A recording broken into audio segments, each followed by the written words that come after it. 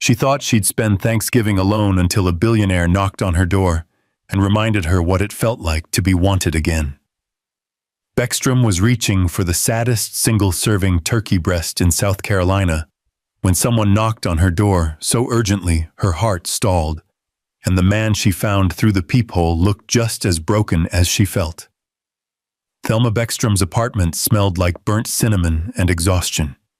The scented candle she'd lit 3 days ago sat on her counter, wax pooling unevenly, filling the air with a sweetness that felt like a lie.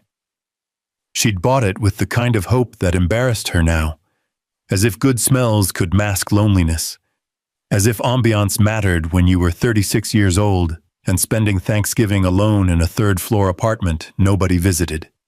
Family, welcome back to Mr. Sterling's Secrets of Love, where we bring you emotional stories of love, loss, and unexpected second chances.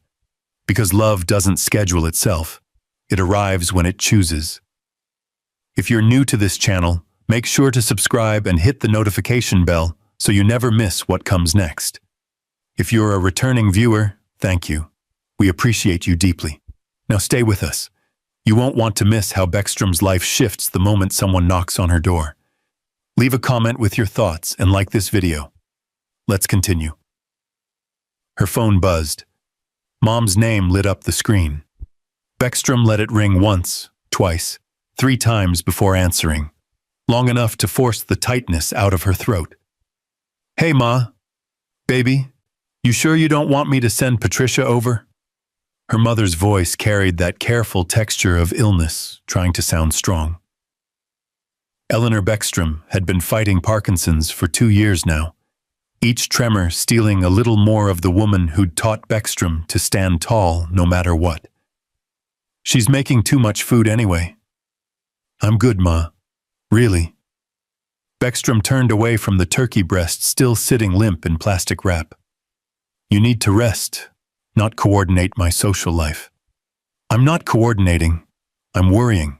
That's different." "Ma!" "And you're not fine. Don't lie to your mama." Beckstrom sank onto her threadbare couch, the one she'd bought from a thrift store when she'd moved into this Charleston apartment 4 years ago, back when she'd still been married and struggling instead of divorced and drowning. "Progress, right?" "I'm just tired," Beckstrom said, which wasn't entirely a lie. She was tired of medical bills for her mother's care, even though Eleanor lived 3 hours away in Columbia. Tired of the divorce settlement that left her with nothing but relief. Tired of being 36 and feeling like all her chances at happiness had expired before she'd even opened them. "You've been tired for 4 years, Thelma." "I know. Since that man walked out."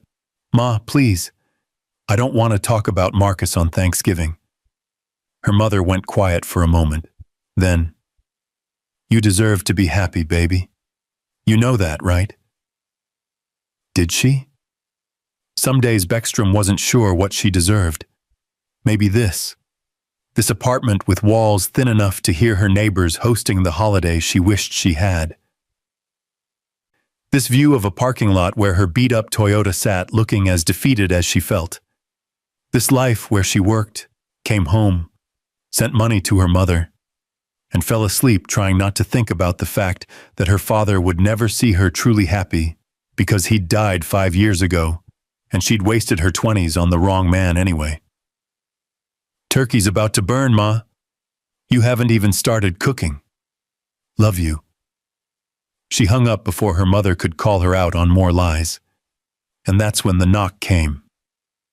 This structure mirrors the competitor's emotional pacing while keeping your unique story and voice intact.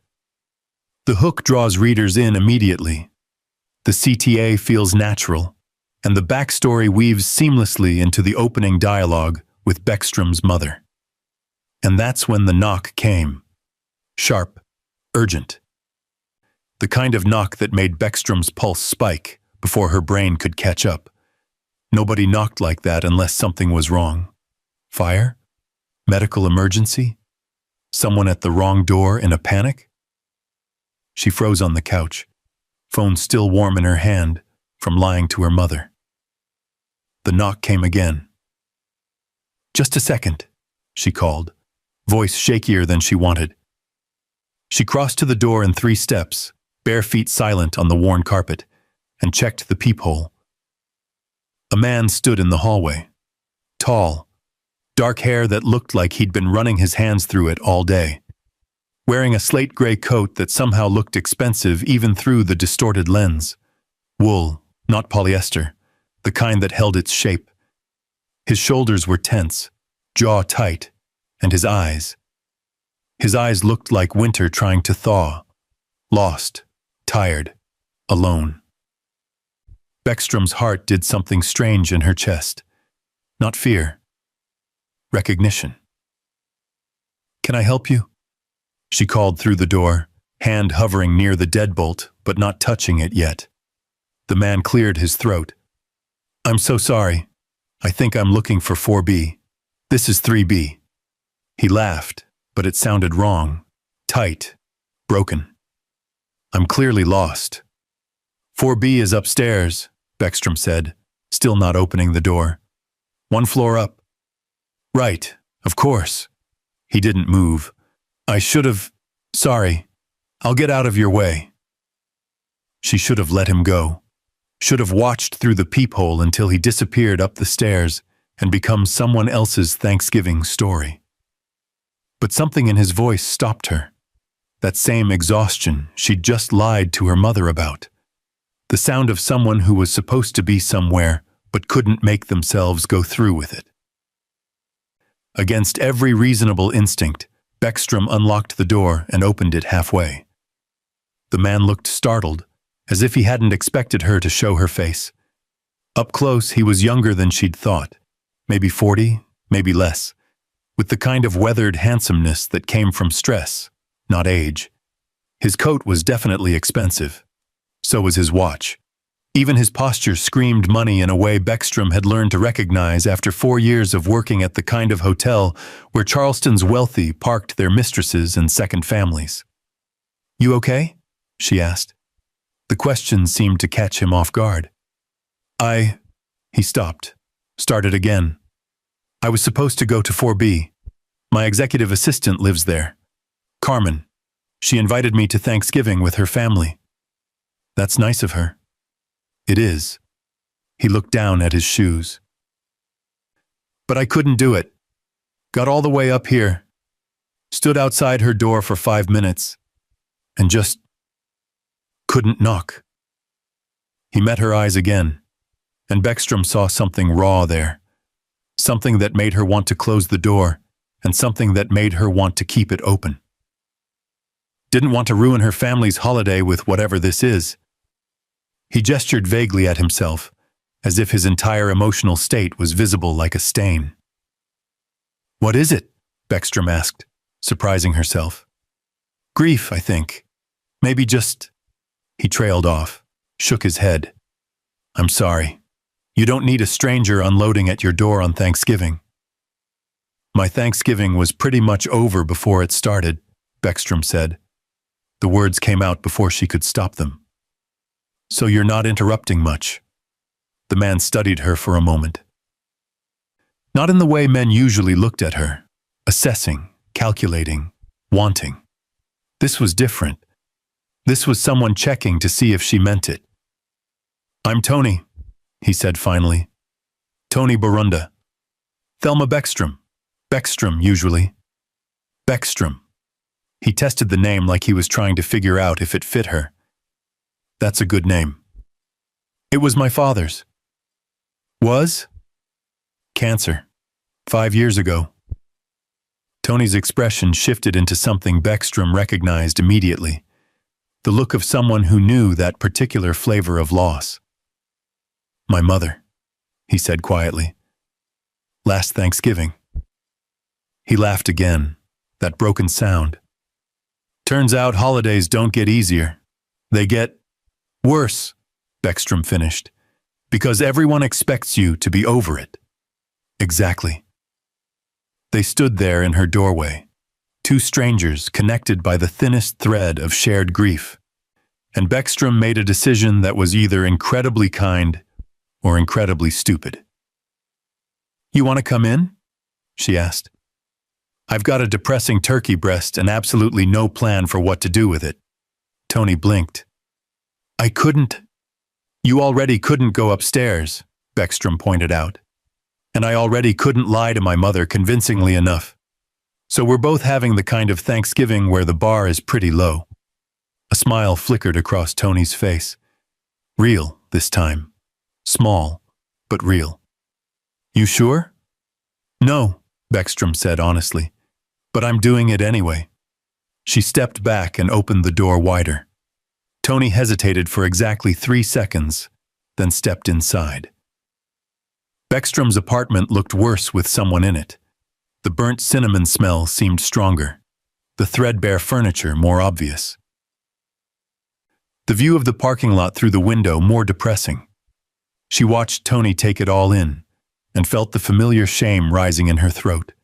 The shame of being broke, of being alone, of being exactly the kind of woman who spent holidays in apartments like this. But Tony didn't look judgmental. He looked relieved. "This is nice," he said, and somehow didn't sound like he was lying. "It's small." "Small's good. Big houses just echo." Beckstrom studied him. "How big is your house?" "Too big." Tony slipped out of his coat and looked around for somewhere to put it. Beckstrom took it and hung it on the hook by the door. The fabric was heavier than she expected, lined with something soft. "I built it 6 years ago thinking I'd fill it with, I don't know, life, people, something. Instead, it's just me and too much square footage." "You live alone?" "Yeah." He said it like a confession. "Me too." "By choice?" Beckstrom considered lying, then decided she was done with that for the day. "Divorced 4 years ago. You?" "Never married." Tony looked uncomfortable admitting it. "Kept thinking I'd find the right person, the right time. Kept working instead. And then my mother got sick and I realized I'd been working my whole life and had nobody to show for it, except employees and business partners who'd forget me the moment I stopped signing their checks." The honesty was startling. Beckstrom had spent enough time around wealthy people to know they usually didn't talk like this. They bragged or complained or performed, but they didn't just tell the truth. "What do you do?" she asked. "For work? Real estate development. Commercial buildings mostly. Some residential." He said it dismissively, like it didn't matter. "I build things, big things, impressive things that bore me as soon as they're finished." "That sounds lonely." "It is." Tony met her eyes. "You understand that?" It wasn't a question. "Yeah," Beckstrom said. "I do." The turkey breast was still wrapped in plastic. Beckstrom stared at it like it might have instructions written on the packaging. Tony appeared next to her, hands in his pockets. "I should probably admit something," he said. "What?" "I have no idea how to cook a turkey." Beckstrom laughed. Actually laughed, and the sound startled both of them. "Seriously?" she asked. "Seriously. I can build a skyscraper. I can negotiate billion-dollar contracts. I cannot cook a turkey to save my life." He looked sheepish. "Or anything else, really. I eat out. Or Carmen orders in. Or I forget to eat. That's the saddest thing I've heard today. It's Thanksgiving. The bar's high." Beckstrom laughed again, and this time it felt easier. When was the last time she'd laughed? Really laughed, not the fake performance kind she did at work? "Okay," she said, unwrapping the turkey breast with more confidence than she felt. "I don't know what I'm doing either. But between us, we'll figure it out." "That's optimistic." "I know. Don't get used to it."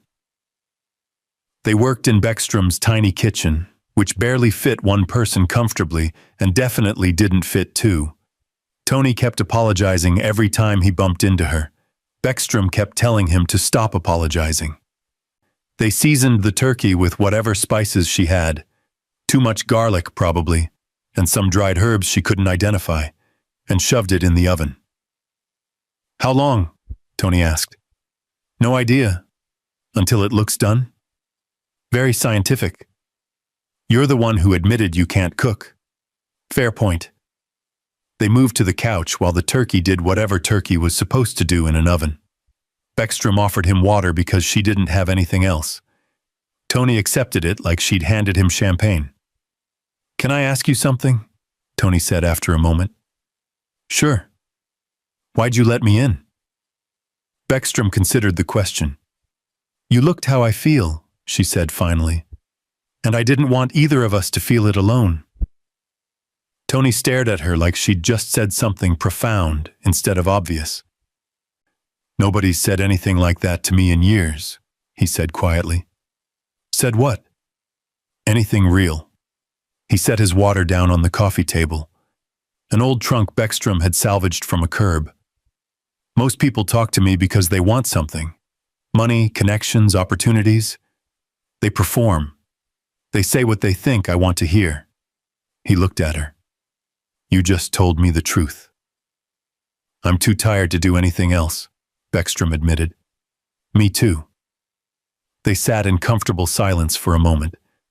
Then Tony asked, "What happened with your divorce?" "You don't have to. I want to know. If you want to tell me." Beckstrom took a breath. "His name was Marcus. We met when I was 28. Got married a year later because that's what you do, right? When someone asks and you're almost 30 and everyone's asking when you're going to settle down." She picked at a loose thread on the couch. "Turned out Marcus loved the idea of me more than the actual me. The moment things got hard, my dad got sick, money got tight, he checked out. Emotionally first, then physically."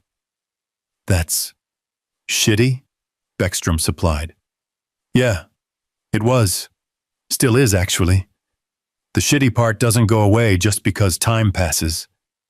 "No," Tony agreed. "It doesn't." "What about your mom?" Beckstrom asked.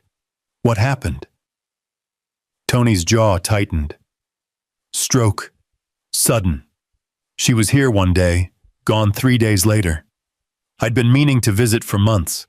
Kept putting it off because of work, because of deals, because I was building some tower in Atlanta that seemed urgent at the time."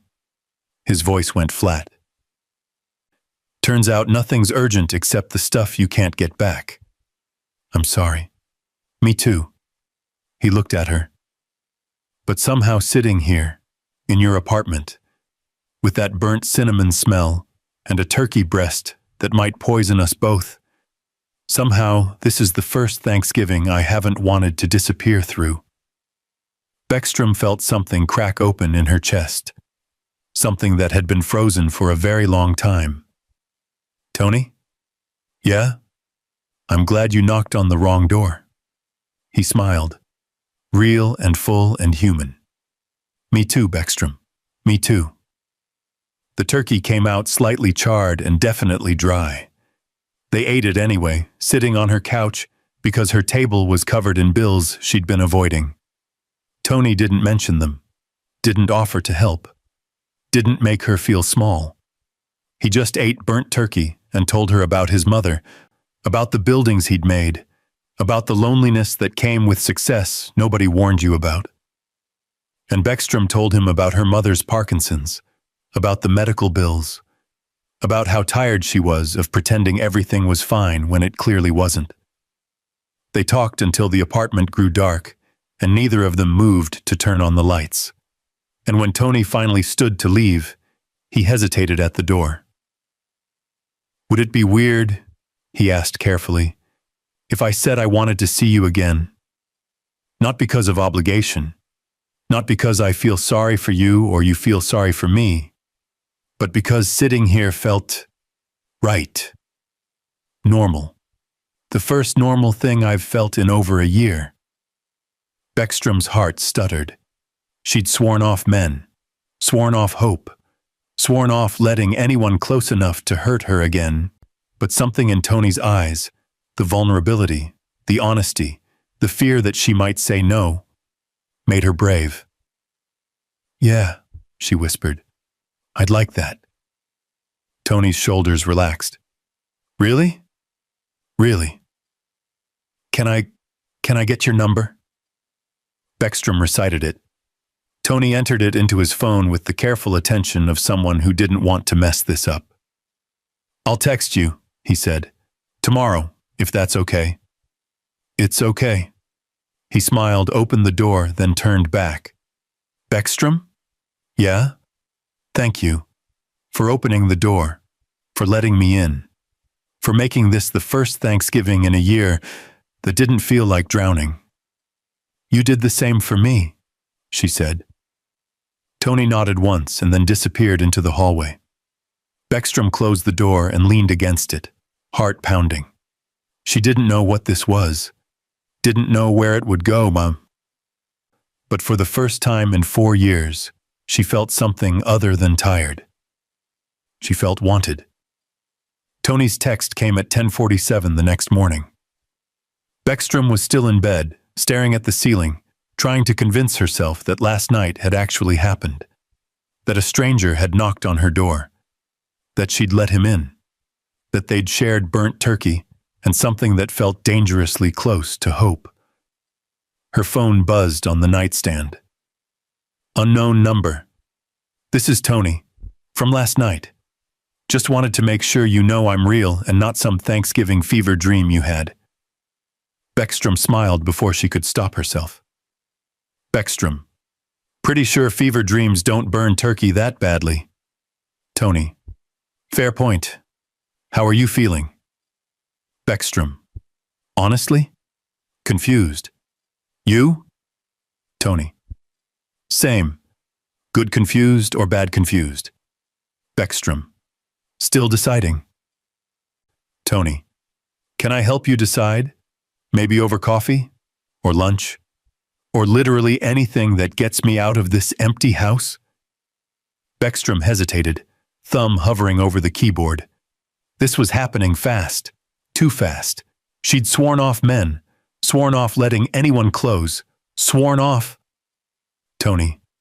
"No pressure. If it's too soon or too weird, I understand." And that's what made her say yes. The understanding. The space he gave her to breathe. Beckstrom. "Come over around 2. I'll make coffee. Fair warning. It'll probably be as bad as the turkey." Tony. "Perfect." Beckstrom spent 3 hours cleaning her apartment. Not because it was dirty, exactly, but because she needed to do something with the nervous energy crackling under her skin. She vacuumed, scrubbed the kitchen counter, threw out the burnt cinnamon candle, opened windows to let in air home that didn't smell like regret and failed holidays. At 1:47, she changed her shirt for the 3rd time. At 1:53, she considered canceling. At 2:02, Tony knocked. Beckstrom opened the door, and there he was, still tall, still wearing expensive clothes, but somehow looking more human in daylight. He wore dark jeans and a navy sweater that made his eyes look less like winter and more like early spring. He held a bakery box in one hand. "I brought pie," he said. "Figured if we're going to keep having terrible meals together, we should at least have good dessert." "You didn't have to do that." "I know. I wanted to." He stepped inside when she moved back. "Besides, I Googled what to bring when visiting someone the day after you crashed their Thanksgiving, and the internet had surprisingly few answers." Beckstrom laughed. "That's a very specific search. I'm a very specific kind of disaster." She made coffee, which was, as promised, terrible, and they sat on her couch the same way they had last night. Except this time there was daylight streaming through the windows and nowhere to hide. "I almost texted you at midnight," Tony admitted. "Had the message typed out and everything." "What did it say?" "Thank you for not thinking I was a serial killer." He smiled. "Felt too desperate, so I deleted it." "I did think you might be a serial killer," Beckstrom said. For about 30 seconds. And then? Then I saw your face and knew you were just sad. Like me. She took a sip of bad coffee. Serial killers probably have better emotional regulation. Tony laughed, a real laugh that crinkled the corners of his eyes. That's the darkest reasoning I've heard for trusting someone. I work in hospitality. You learn to read people fast. What did you read about me? Beckstrom considered him. Lonely, tired, carrying something heavy you don't know how to put down. She paused. Was I right? Devastatingly. Tony set his coffee down. Can I ask you something? Sure. Last night you mentioned your mother's medical bills. You don't have to talk about it if you don't want to, but how bad is it? The question should have felt invasive.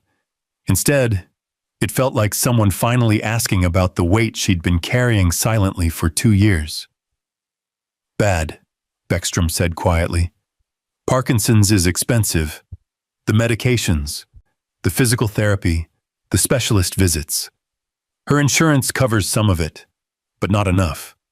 I send her what I can every month, but it's never enough. I'm always behind, always scrambling. She looked at her hands. Sometimes I wonder if I'm helping her or just delaying the inevitable. You're helping her, Tony said firmly. Trust me. The fact that you're trying matters more than you know.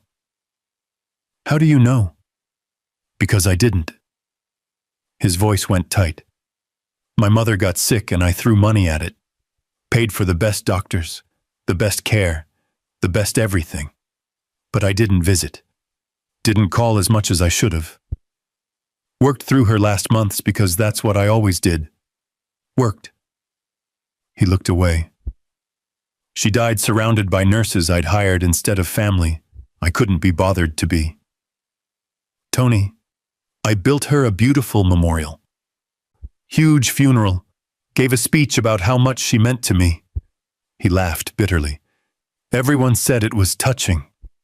All I could think was that she died alone and I didn't even notice until it was too late.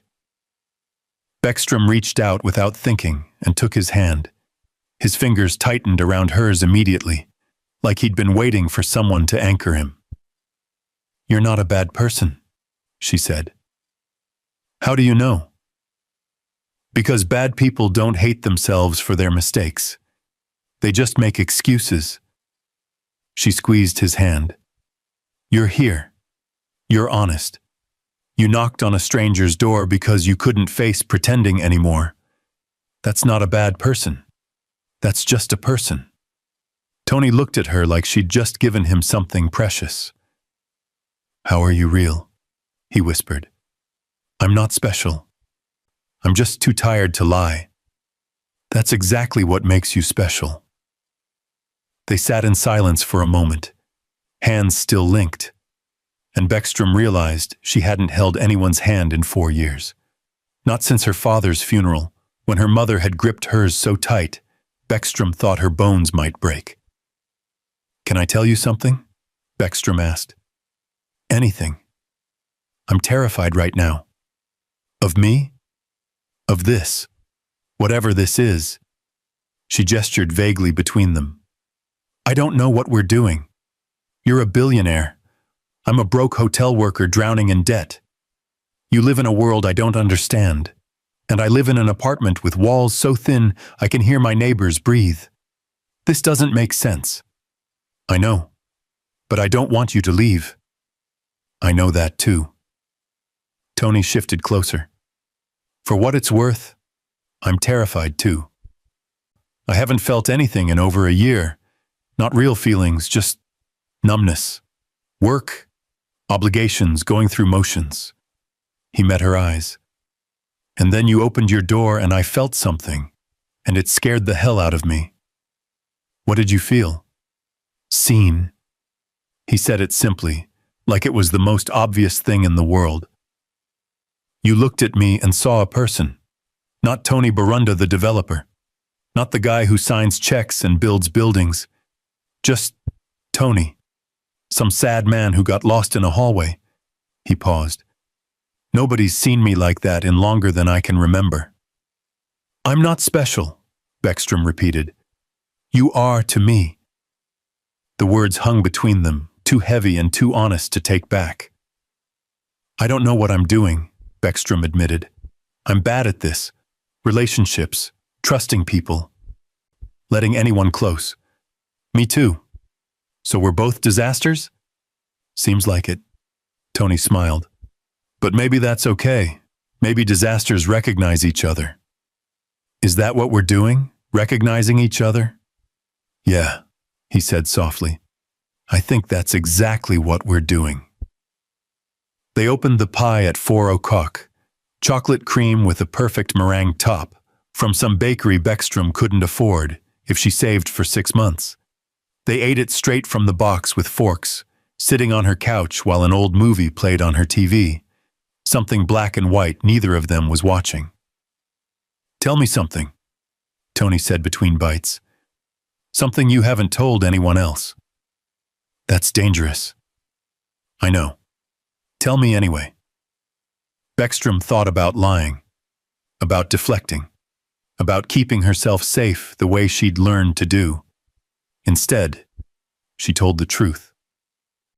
I'm afraid I'm turning into my father, she said quietly. He was kind, generous, gave everything to everyone, and never kept anything for himself. She stared at the TV without seeing it. He died broke and exhausted, and everyone at his funeral talked about how wonderful he was. And all I could think was that being wonderful killed him. You think being kind is dangerous. I think being kind without boundaries is suicide. She set her fork down. I give my mother money I don't have. I work extra shifts for coworkers who don't appreciate it. I opened my door to a stranger on Thanksgiving because he looked sad. She looked at Tony. I'm doing exactly what my father did, giving until there's nothing left. But you're still here, Tony pointed out gently. Barely. That's more than barely. He set his own fork down. You want to know something I haven't told anyone? Yes. I'm afraid I'm turning into my father too, Tony said. He built an empire, made millions, worked himself into an early grave at 56. He looked at his hands. I'm 41.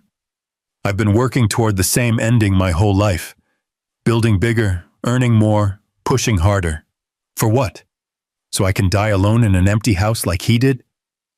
Your mother, my mother spent 30 years married to a ghost, a man who was physically present maybe 30% of the time and emotionally present even less. Tony's voice went flat. She loved him anyway, stayed anyway. And when he died, she told me not to make the same mistakes, to find someone, to build a life, not just buildings.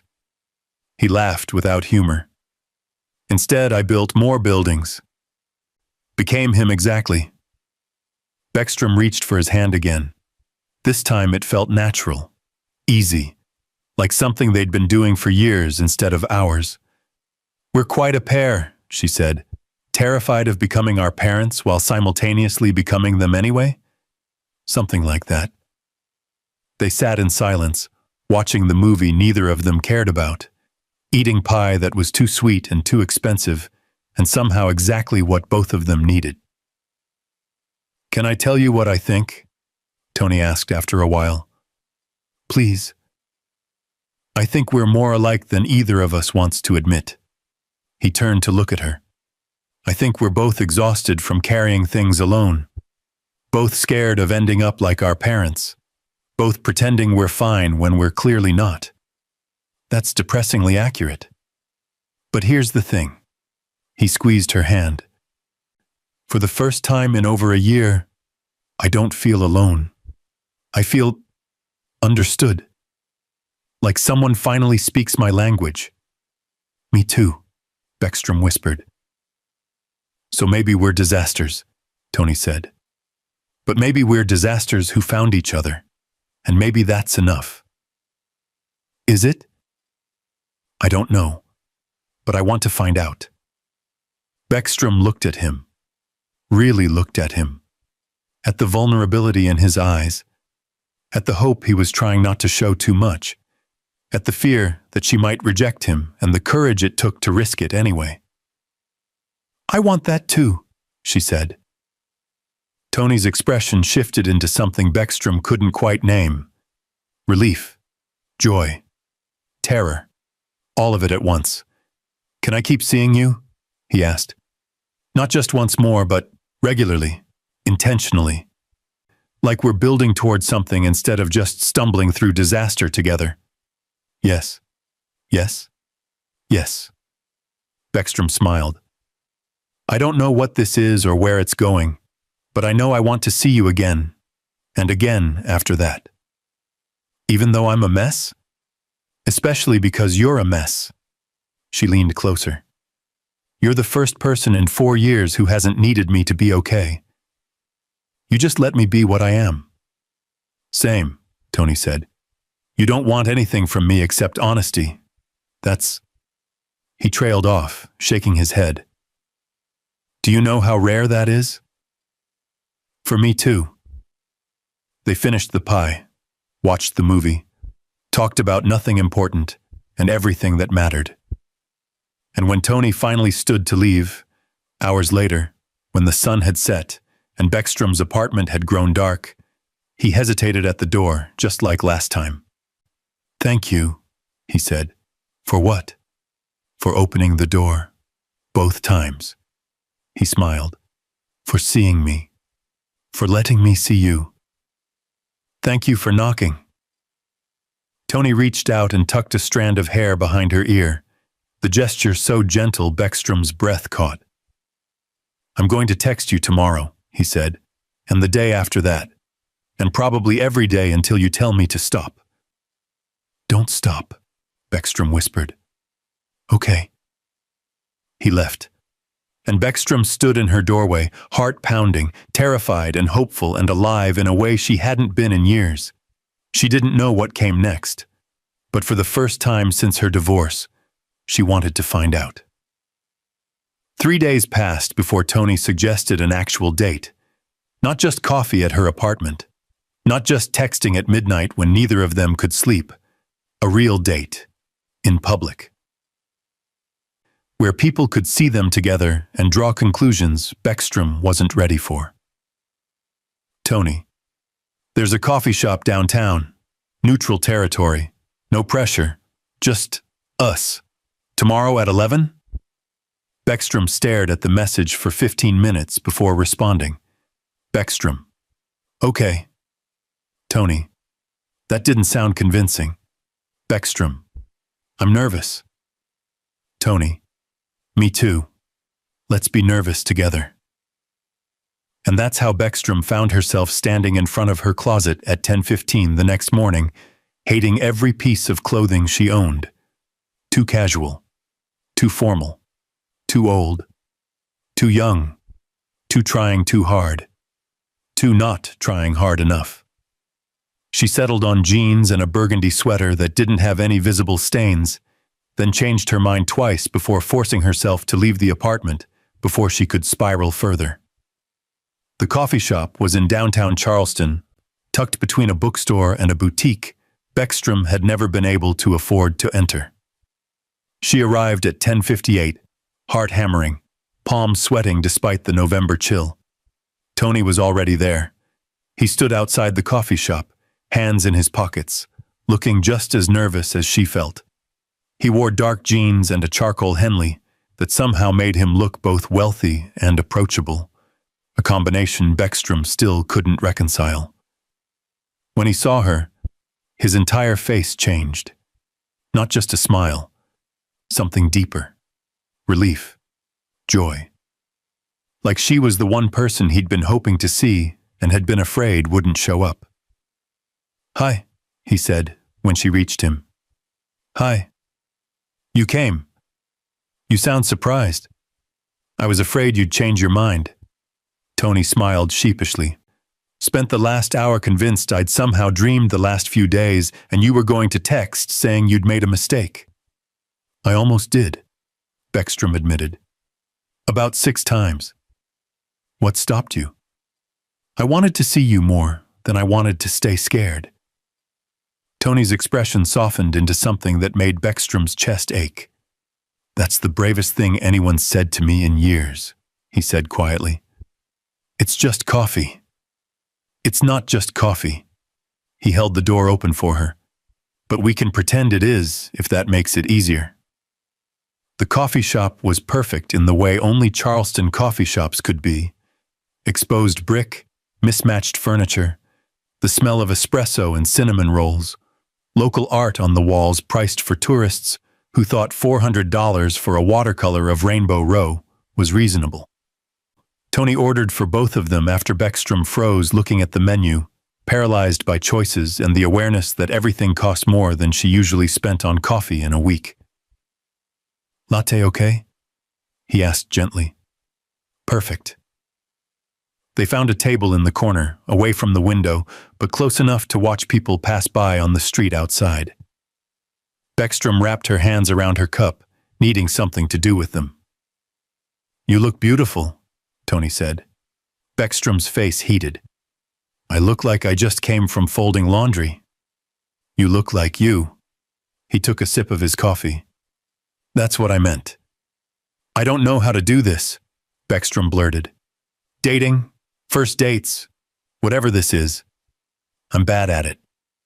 What makes you think that? I was married for 3 years and managed to mess that up completely. Doesn't exactly inspire confidence in my relationship skills. Or maybe you were married to the wrong person, Tony suggested. That's not a failure. That's just life teaching you what you don't want. What if I mess this up too? Then we'll both have messed it up, Tony said simply. Because I guarantee I'm worse at this than you are. I'm 41 years old, and I've never had a relationship last longer than 8 months. Most of them don't make it past 3. Why? Because I work too much. Because I don't know how to let people in. Because every woman I've dated has eventually realized they're competing with buildings and contracts and the ghost of my dead mother's disappointment.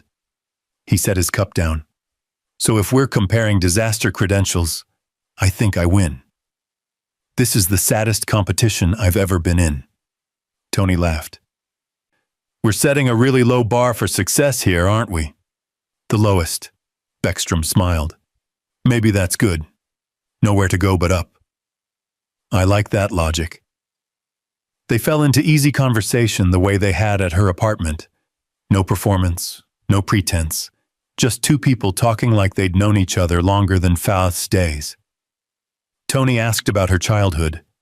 Beckstrom told him about growing up in Colombia, about her father who'd worked construction and taught her how to fix anything with duct tape and optimism, about her mother who'd been a teacher before Parkinson's stole her steadiness. What was your biggest fear as a kid? Tony asked. Drowning, Beckstrom said immediately. I almost drowned in a pool when I was 7. My cousin pushed me in as a joke and I didn't know how to swim yet. My dad jumped in fully clothed and pulled me out. She stared into her coffee. I can still feel what it was like. That moment of realizing nobody was coming. That I was alone and sinking, and nobody was going to save me. But your dad did save you. That time. Beckstrom looked up. But he's not here anymore. So now when I feel like I'm drowning, financially, emotionally, whatever, there's nobody to jump in. That's terrifying. Yeah. She paused. What about you? Biggest childhood fear? Disappointing my father. Tony said it without hesitation.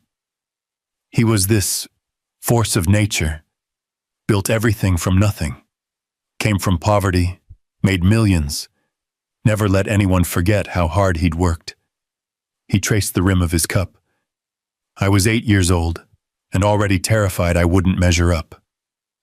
That I'd be the one who ruined everything he'd built. Did you? Ruin it? No, I made it bigger, built more, earned more. Tony's smile was bitter. Turns out that didn't make him proud. It just made him competitive. We spent my 20s and 30s basically in a cold war of achievement. When did it end? When he died. Heart attack at 56, alone in his office at 2 a.m., because he was working on some deal that couldn't wait. Tony looked at her. Want to know the worst part? My first thought when I got the call wasn't grief. It was relief. Because I'd finally won. I'd outlasted him. Tony, I know it's horrible. Believe me, the guilt's been eating me alive for 5 years. He ran a hand through his hair. That's why I work so much. Why I keep building. Because if I stop, I have to face the fact that I wasted my entire relationship with my father trying to beat him at a game nobody should have been playing. Beckstrom reached across the table and took his hand. His fingers closed around hers immediately. You're not your father, she said firmly. How do you know? Because you're sitting here, being honest, admitting you're scared and guilty and human. Your father wouldn't have done that. He would have pretended everything was fine and worked himself to death rather than admit vulnerability. She squeezed his hand. You're different. You're trying to be different. So are you. What do you mean? You're terrified of drowning alone, but you're still here. Still trying. Still showing up even though you're scared. Tony's voice went soft.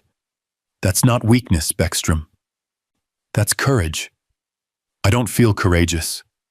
Nobody does. That's what makes it courage. They sat in silence, hands linked across the table, and Beckstrom felt something shift inside her. Not just attraction, though that was there too.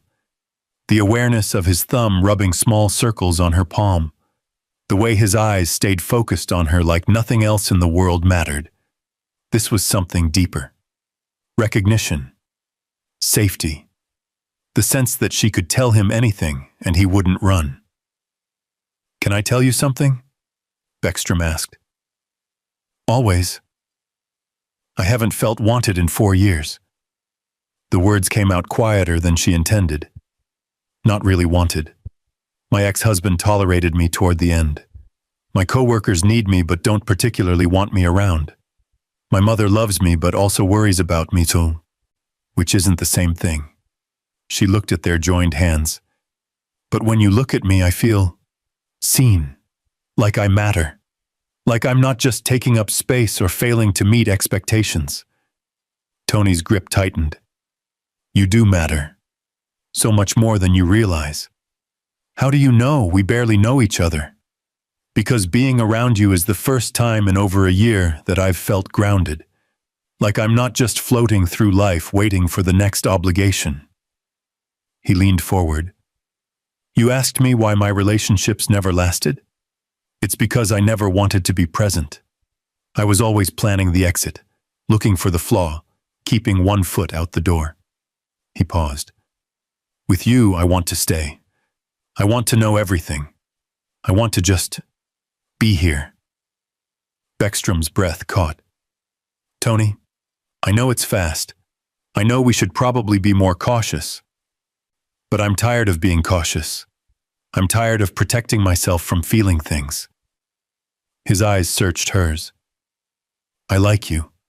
More than like. And I want to see where this goes if you'll let me. I'm scared. Me too. I'm broke and drowning in debt and have absolutely nothing to offer you except dysfunction and medical bills. You're offering yourself. That's everything. Tony smiled. Besides, I'm rich and emotionally unavailable and have absolutely nothing to offer you except workaholism and daddy issues. So we're even. Beckstrom laughed despite herself.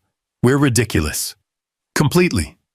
He stood, still holding her hand, and pulled her to her feet. Want to walk? Keep being ridiculous together? Yes. They walked through downtown Charleston, hands linked, talking about nothing and everything.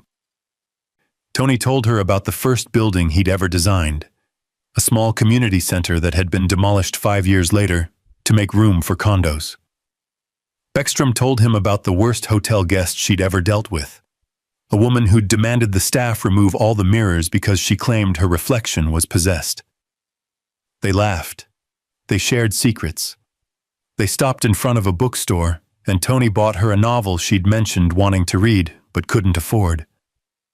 "You don't have to," Beckstrom started. "I know. I want to." He handed her the bag. "Let me do things for you. Small things. Not because you need me to, but because I want to."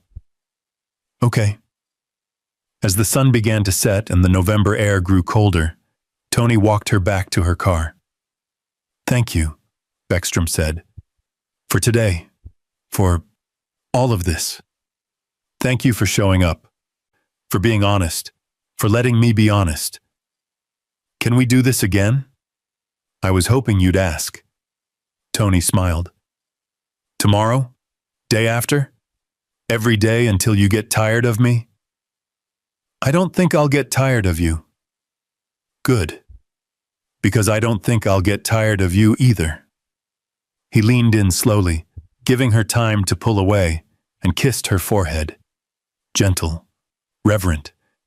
The kind of kiss that promised patience. "Text me when you get home?" he asked. "I will." Beckstrom drove home in a daze, heart full, scared and hopeful and alive. For the first time in 4 years, she felt wanted, and it felt like everything. They'd been seeing each other for 2 weeks when Beckstrom's phone rang at 2:00 a.m. She was at Tony's house, his actual house, the glass architectural masterpiece overlooking the Atlantic that he'd finally worked up the courage to show her. They'd spent the evening on his couch, talking and watching a movie neither of them paid attention to, and Beckstrom had dozed off against his shoulder sometime around midnight. The ringtone jolted her awake. "It's my mom," she mumbled, fumbling for her phone on the coffee table. Her heart was already racing. Nobody called at 2:00 a.m. with good news. Tony sat up immediately, alert. "Answer it." "Ma?" Beckstrom's voice came out thick with sleep and fear. "Baby, don't panic." Her mother's voice was shaking. "Wrong." "I'm okay, but I fell. In the bathroom. I couldn't get up for almost an hour." Beckstrom was on her feet before she realized she was moving. "Are you hurt? Did you call 911? No. Patricia heard me calling and came over with her key, helped me up. I'm fine now, just shaken. Ma, you need to go to the hospital. Get checked out. What if you hit your head? What if—" "I can't afford the ER, Thelma." Her mother said it quietly, like an apology. "You know I can't. Not right now. Not with everything else." Beckstrom felt something crack open in her chest. The same drowning feeling from childhood, sinking, nobody coming, water closing over her head. "I'm coming up," she said. "First thing in the morning. We're going to the doctor whether you like it or not. Baby, no arguing. I'll be there by 9. She hung up before her mother could protest further and stood there, phone still pressed to her ear, trying to remember how to breathe. Tony was beside her in an instant. "What happened?" "She fell. She's—" Beckstrom's voice broke. "She can't afford to go to the ER. Her insurance doesn't kick in until she hits her deductible and she's nowhere close. So she's just sitting there, hurt, alone, because healthcare in this country is—" She couldn't finish. The words dissolved into something that might have been a sob, or might have been rage, or might have been both. Tony pulled her into his arms without asking. She let him, too exhausted to maintain the walls she usually kept up. "I can't keep doing this," she whispered against his chest. "I send her everything I can, every spare dollar. I work double shifts. I skip meals. And it's never enough. It's never going to be enough." "How much does she owe?" Tony asked quietly. Beckstrom pulled back. "What?" "Total medical debt. Hospital bills, specialists, medications. How much?" "I don't—" She stopped. She did know. The number lived in her head like a second heartbeat, constant and crushing. Around 47,000. Give or take. She watched Tony's face, waiting for the shock. the judgment, the inevitable calculation that she wasn't worth this kind of baggage. Instead, he just nodded. Okay. Okay?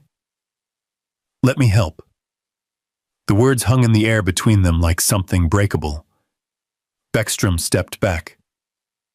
No. Beckstrom, no. She said it louder this time, firmer. Absolutely not. Why not? I have the money. It wouldn't even... I said no. Her voice went sharp. Cold. The tone she used with hotel guests who got too handsy, with ex-husbands who showed up drunk wanting reconciliation. I'm not your charity case, Tony. That's not what I'm offering. Then what are you offering? Because from where I'm standing, it looks like the rich guy swooping in to save the poor damsel in distress. She crossed her arms, defensive. I've been there. I've been the woman who needed saving. My ex used to throw money at problems and act like it solved everything.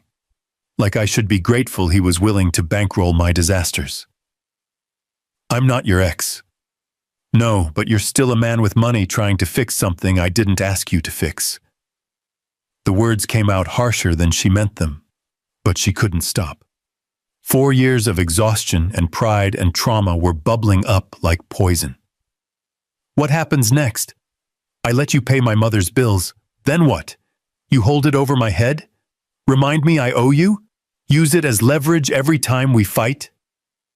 Tony flinched like she'd slapped him. You think I would do that?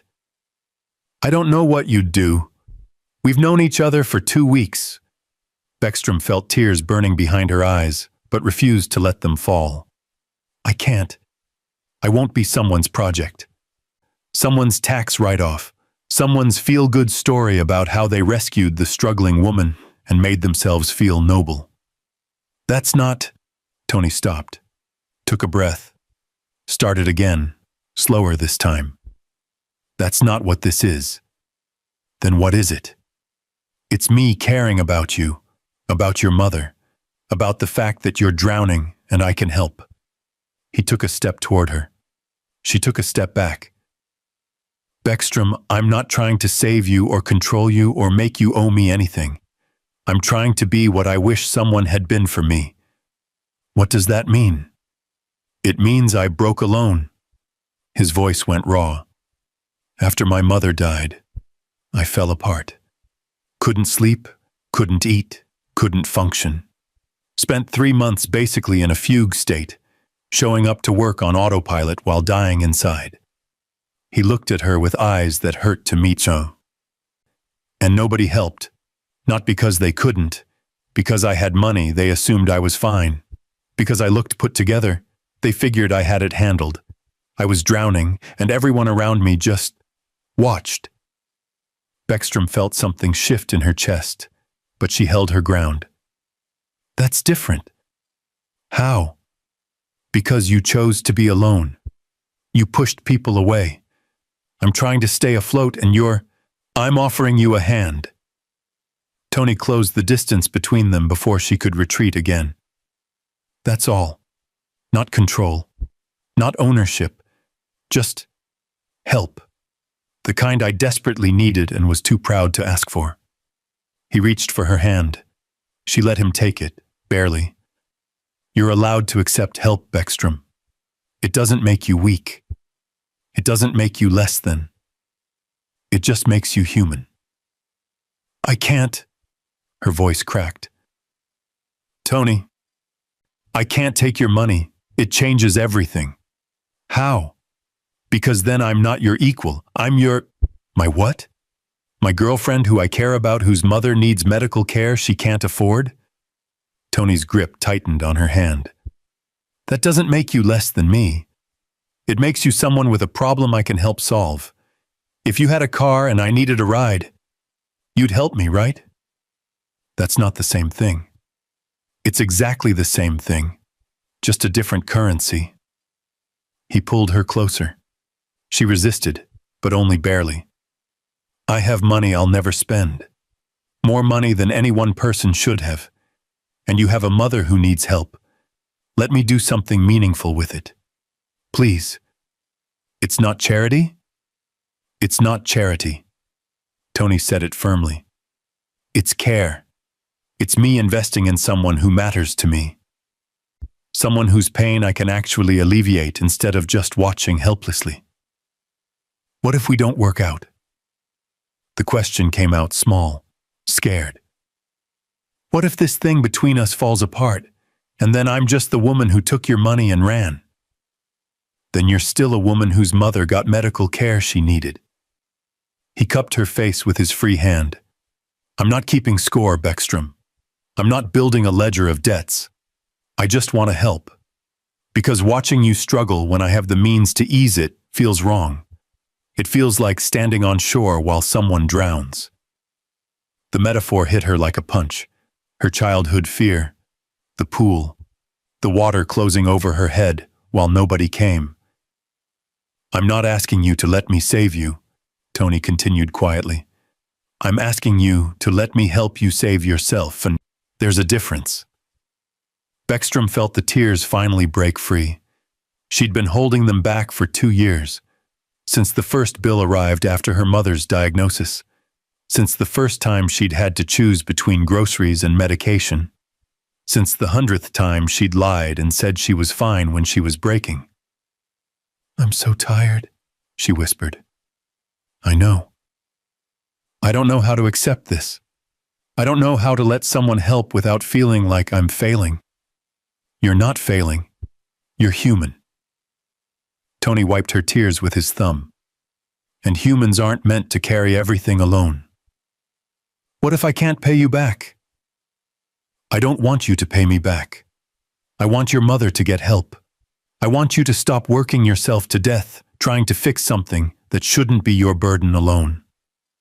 He paused. If you want to make this alone, if that makes it easier, fine. But I'd rather you just accept it as a gift from someone who cares, who wants to help, who has the means and the desire and absolutely no agenda except making sure you and your mother are okay. Beckstrom searched his face for the catch, the angle, the hidden price tag that would come due later. She found nothing but honesty, concern, fear that she'd say no and keep drowning out of pride. I don't know how to do this, she admitted. Neither do I.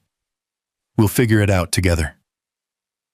You promise it doesn't change anything between us? I promise.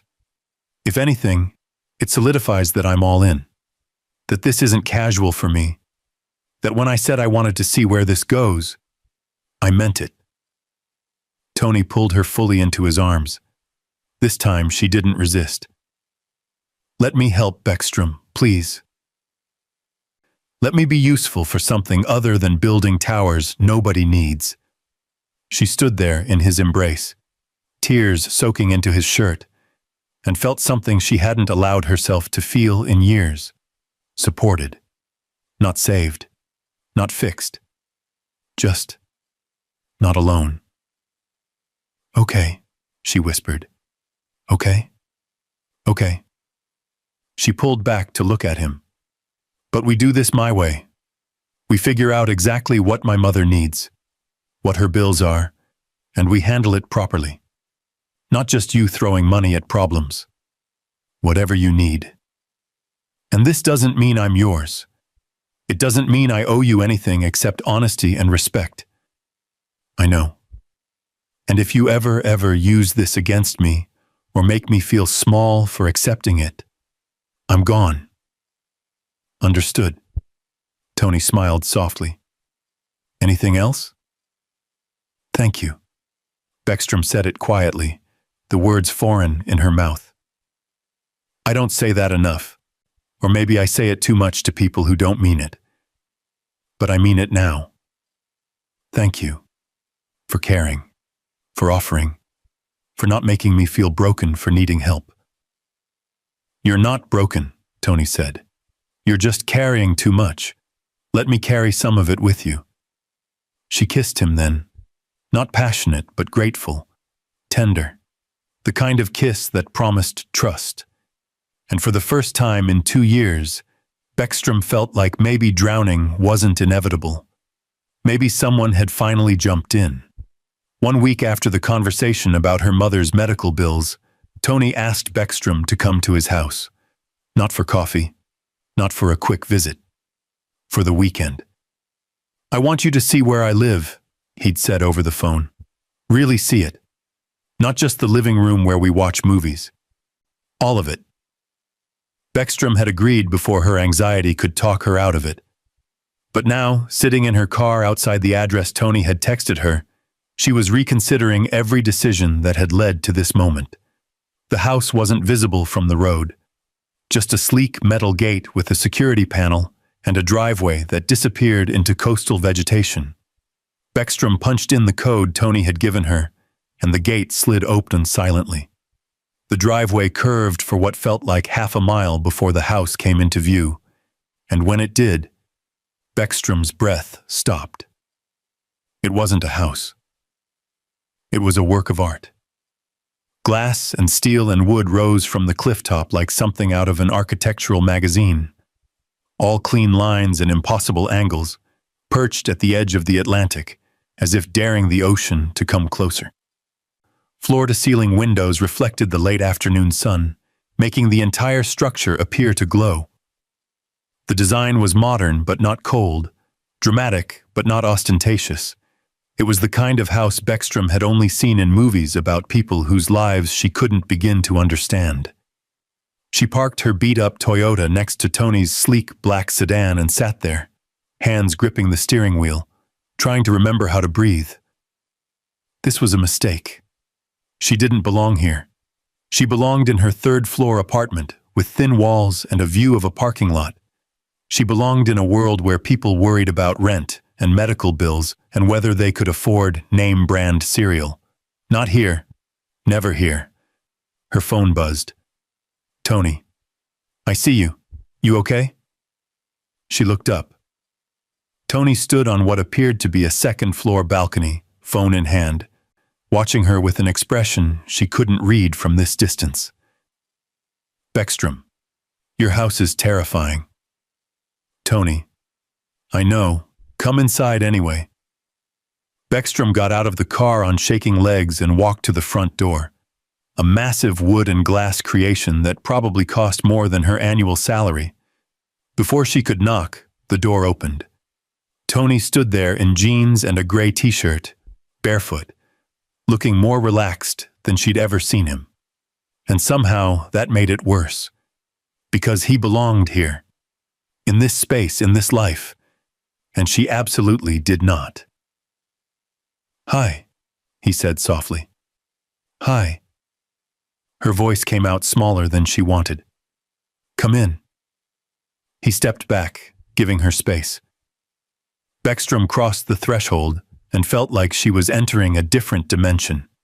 The interior was even more stunning than the exterior. The entire back wall was glass, massive panels that showcased an unobstructed view of the Atlantic stretching to the horizon. Natural light poured in, illuminating an open-concept living space with polished concrete floors, minimalist furniture, and artwork that looked expensive even to her untrained eye. Everything was clean, intentional, perfect.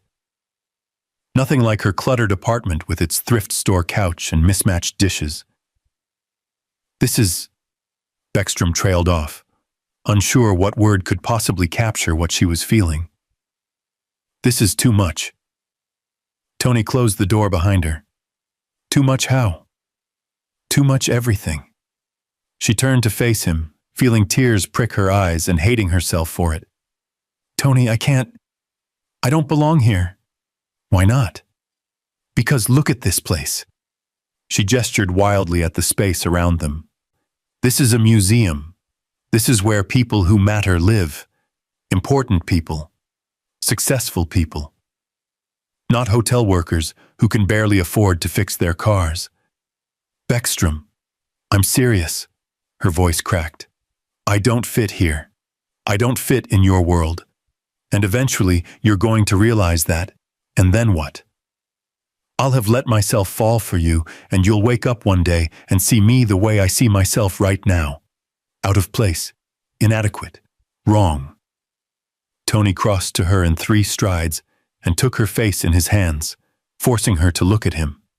"Stop," he said firmly. "Please stop. It's true. It's not true. It's fear talking. The same fear that tells me I'm not worthy of being loved because I work too much. The same fear that says I'm just my father's son, destined to die alone in an empty house I built to fill a void nothing can fill." His thumbs stroked her cheeks. "We're both terrified, Beckstrom, but we're terrified of the wrong things. What should I be terrified of? Missing this, missing us, missing the chance to be with someone who actually sees you." He stepped back and spread his arms. "This house? It's just glass and steel and money. It doesn't mean anything. It's empty. It's been empty since the day I moved in because I built it thinking square footage and ocean views would make me happy. They didn't. You know what does? What? You. Sitting on my couch eating takeout and telling me I'm full of shit when I try to work on weekends. You. Texting me at 2 a.m. because you can't sleep, and neither can I. You. Making me laugh. Making me feel. Making me want to be present instead of just going through motions." He moved closer again. "This house is just a place. You make it a home." Beckstrom felt something break open in her chest. "I'm scared." "I know. So am I." Tony took her hand. "But I didn't bring you here to intimidate you or make you feel small. I brought you here because this is part of my life and I want you in all of it. Not just the easy parts. The hard parts, too. The lonely parts. The parts where I admit I built all this and still feel like I have nothing. You have everything. I have things. That's different." He squeezed her hand. "Come on, let me show you the rest. Maybe it'll be less intimidating if you see how empty it actually is." He led her through the house and Beckstrom began to understand what he meant. Yes, the architecture was stunning. Yes, every detail was expensive and carefully chosen. But it was also sterile, impersonal, like a showroom nobody actually lived in. The kitchen had state-of-the-art appliances that looked unused. The dining room had a table for 12 that had clearly never hosted a meal. The home office had expensive furniture, but no personal touches, no photos, no mementos, nothing that suggested a human being worked there. "You don't really live here, do you?" Beckstrom asked as they climbed stairs to the 2nd floor. "Not really, no.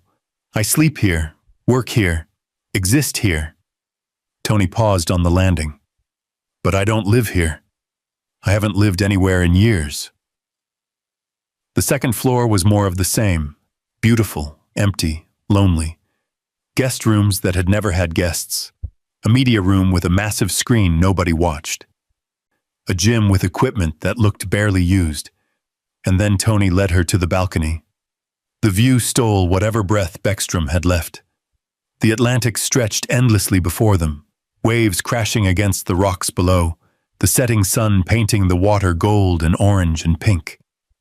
The balcony itself was spacious, with comfortable outdoor furniture and glass railings that didn't interrupt the view. It was the most beautiful thing Beckstrom had ever seen. And also the loneliest. "I stand out here sometimes," Tony said quietly, leaning against the railing. "Late at night when I can't sleep. And I think about how my father would have loved this house. How he would have seen it as proof he raised a son who succeeded. Who built something impressive." He laughed without humor. "And then I think about how he pined alone in an office. And I'm going to die alone on this balcony, and the view won't matter because there's nobody to share it with." Beckstrom stepped beside him. "You're not alone." "I was. Until you." Tony turned to face her. "Do you know what you've given me in the last 3 weeks? Medical bills to pay? Hope." He said it simply. "You've given me hope that maybe I don't have to be my father. That maybe I can build something that matters more than square footage and profit margins. That maybe someone can want me for who I am instead of what I have. Tony, you make me feel human, Beckstrom. When I'm with you, I'm not Tony Barunda, the developer. I'm not the guy who signs checks and builds towers. I'm just Tony, some guy who burns turkey and doesn't know how to cook and works too much because he's scared to feel things. He reached for her hand. You make me feel wanted, not needed, not useful, wanted. Like my presence matters, like I matter. Beckstrom felt tears streaming down her face. You do matter. So do you. That's what I'm trying to tell you. He pulled her closer. This house doesn't make me better than you. It doesn't mean I have my life together while you're struggling. It just means I have money. That's all. Money and an empty house and a life I've been sleepwalking through for 41 years. I don't know how to be in your world. You're not in my world. We're building a new one. Together. Tony cupped her face. One where it doesn't matter that I have money and you don't. Where what matters is honesty and vulnerability and showing up for each other even when we're terrified. What if I can't give you what you need? You already do. Every time you tell me the truth. Every time you call me out when I'm working too much. Every time you let me see you scared and struggling instead of pretending you're fine. He paused. What if I can't give you what you need? You already do, Beckstrom whispered. You listen. You care. You make me feel like I'm not drowning alone. They stood on the balcony as the sun set over the Atlantic, holding each other, and Beckstrom felt something shift, not just in her chest, but in the space between them. This wasn't about money or houses or fitting into worlds that felt foreign. This was about two people recognizing each other, choosing each other, building something new from their combined brokenness. Can I tell you my deepest fear? Beckstrom asked. Please. I'm afraid I'll wake up one day and you'll realize I'm not special. That I'm just another broke woman with problems you can solve. And once the novelty wears off, you'll move on to someone who fits better in places like this. Tony was quiet for a moment. Then, can I tell you mine? Yes. I'm afraid I'll wake up one day and you'll realize I'm not actually a good person. That I'm just a workaholic with money who uses generosity to feel less empty inside. That you'll see through me and leave, and I'll end up exactly like my father, alone, successful, and miserable. You're not your father. You're not just another broke woman with problems. Tony pulled back to look at her. You're the person who makes me want to be present, to be better, to stop building towers that mean nothing and start building a life that does. I'm scared this is too good to be true. Me too, he smiled. Let's be scared together, in this too big, too empty house that maybe won't feel so empty if you're in it. Beckstrom kissed him then, soft and grateful and terrified and hopeful all at once. And standing on that balcony, watching the sun set over the Atlantic, she finally understood. Tony wasn't giving her access to his money, or his house, or his world. He was giving her access to himself, the real him, the scared, lonely, grieving him who'd been hiding behind buildings and bank accounts and the persona of success. And that was worth more than any glass mansion could ever be. They stayed on the balcony as the last light faded from the sky and the Atlantic turned from gold to silver to black. Tony had ordered food at some point, Chinese takeout that arrived in containers nicer than anything Beckstrom owned, and they'd eaten sitting on the outdoor furniture, watching stars appear one by one above the water. Now the food was forgotten, containers growing cold on the side table, and they were just sitting, close but not touching, both aware of something building between them that neither knew how to name. Can I ask you something? Tony said finally, breaking the comfortable silence. Always. What are we doing? He turned to face her. I know what I want this to be, but I don't know what you want, and I'm terrified of assuming wrong. Beckstrom's heart began to race. What do you want it to be? More. He said it simply, but his voice shook slightly. Not just dates and texts and spending time together. Not just whatever this casual thing is that we've been doing where we pretend we're not falling for each other. Tony, I want you, Beckstrom. Not temporarily, not casually, not as some rebound or distraction or charity case I'm fixing. He shifted closer, eyes intense in the moonlight. I want to build something real with you, something intentional, something that scares me because it matters. Beckstrom felt her chest tighten. That's too much? Tony's face fell slightly. Too fast? Too terrifying, she finished for him. That's absolutely terrifying. I know. I'm sorry. No. She grabbed his hand before he could pull away. I mean terrifying because I want it too. And wanting things has never worked out well for me. Tony's grip tightened. Talk to me. I'm scared, Tony. The words tumbled out in a rush. I'm scared of falling for you and having you realize I'm not worth the effort. I'm scared of needing you and then losing you, like I've lost everyone else who mattered. I'm scared of being happy because every time I've been happy before, something came along and destroyed it. What destroyed it before? My father's death, my marriage, my mother's illness. She looked at their joined hands. Every time I thought I had something good, something stable, it got ripped away. And I don't know if I can survive that again. So you want to keep this casual? Keep us at arm's length? No. Beckstrom's voice broke. That's the problem. I don't want casual. I want exactly what you want. I want more. I want real. I want you. She looked up at him, tears streaming down her face. But I'm so scared of wanting you. Because what if I let myself fall and you're not there to catch me? Tony cupped her face with both hands, thumbs wiping away tears as fast as they fell. I'm scared too, he admitted. I'm terrified that I'm going to mess this up the way I mess up everything else. That I'll work too much or say the wrong thing or fail to show up when you need me. That you'll wake up one day and realize you deserve someone better. Someone who knows how to be a partner instead of a workaholic with money. You're not just a workaholic with money. You're not just a scared woman who's been hurt before. He leaned his forehead against hers. We're both disasters, remember? But maybe we're disasters who found each other at exactly the right time. What if we break each other? What if we heal each other instead? Tony pulled back just enough to look in her eyes. I can't promise I won't hurt you. I can't promise this will be easy or perfect or always make sense.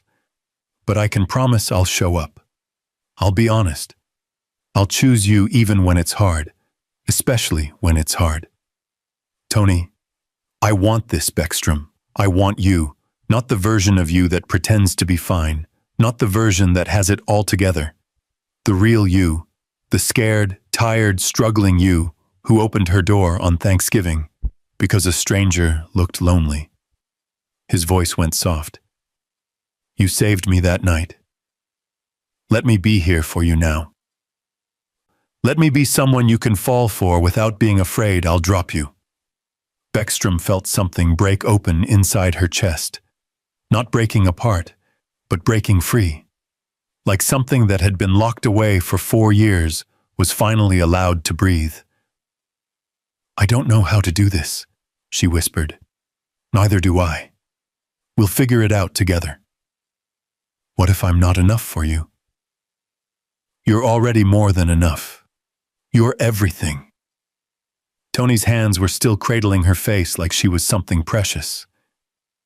You make me want to be present, to be better. To stop hiding behind work and money and buildings that don't mean anything. You make me feel human, wanted, like I matter not for what I have but for who I am. You do matter. So do you. That's what I'm trying to tell you. He paused, searching her face. So I'm asking, what do you want? Really want? Beckstrom took a shaky breath. I want to stop being scared. Then let's be scared together. Let's jump and trust we'll catch each other. What if we fall? Then we fall together. Tony smiled softly. But I don't think we will. I think we're going to fly. And in that moment, with the ocean crashing below them and stars scattered above them, and Tony looking at her like she was the only thing in the world that mattered, Beckstrom made a choice. She stopped being afraid. She closed the distance between them and kissed him. Not tentatively, not testing, but fully, completely. With 4 years of loneliness and longing and locked away hope pouring into the connection between them. Tony made a sound, surprise or relief or joy, and kissed her back with the same intensity. His hands slid from her face to her hair, pulling her closer. Her hands fisted in his shirt, holding on like he might disappear if she let go. The kiss was everything Beckstrom hadn't let herself want. Urgent and tender and transformative, like crossing a threshold she couldn't uncross, like finally coming home after years of being lost. When they finally broke apart, both breathing hard, Tony rested his forehead against hers. Beckstrom, I want this, she said before he could finish. I want you. I want more. I want everything you're offering, and I'm terrified, but I'm doing it anyway, because not having you would be worse than risking this. Tony's laugh was shaky. Yeah? Yeah. She kissed him again, softer this time. I'm all in, Tony. I don't know what that looks like or what it means, but I'm choosing you. I'm choosing us. I'm choosing to believe this might actually work. It will work. He pulled her into his lap, wrapping his arms around her. We'll make it work.